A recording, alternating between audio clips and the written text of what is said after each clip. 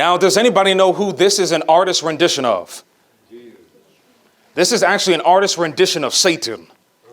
Let's turn in our Bibles to the book of 2 Corinthians.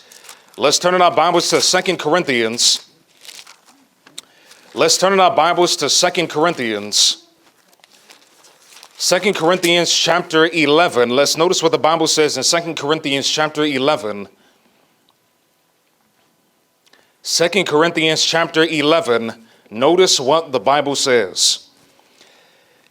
Starting in verse 13, it says, "For such are false apostles, deceitful workers, transforming themselves into the apostles of who?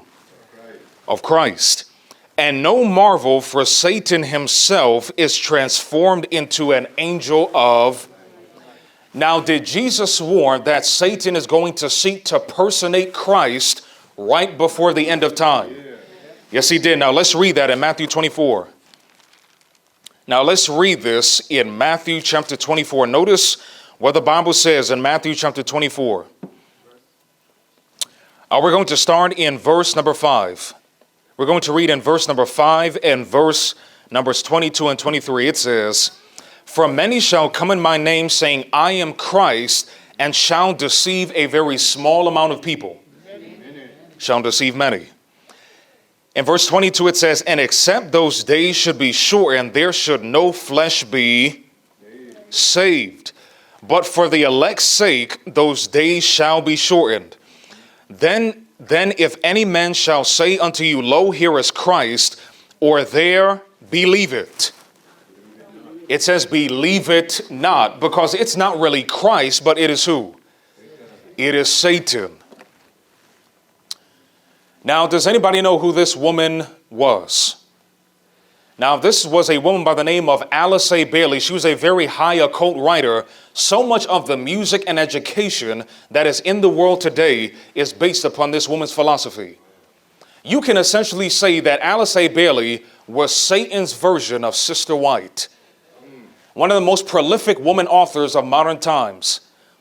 This says, "Thus a great and new movement is proceeding, and a tremendous increased interplay and interaction is taking place." Notice, this will go on until what year? Now again, what year are we in today? Does anybody know when this was written? This was written in 1957. During the years intervening between now and then, very great changes will be seen taking place. Notice, "And at the great general assembly of the hierarchy." Now, when she says that, does anybody know what she's referring to?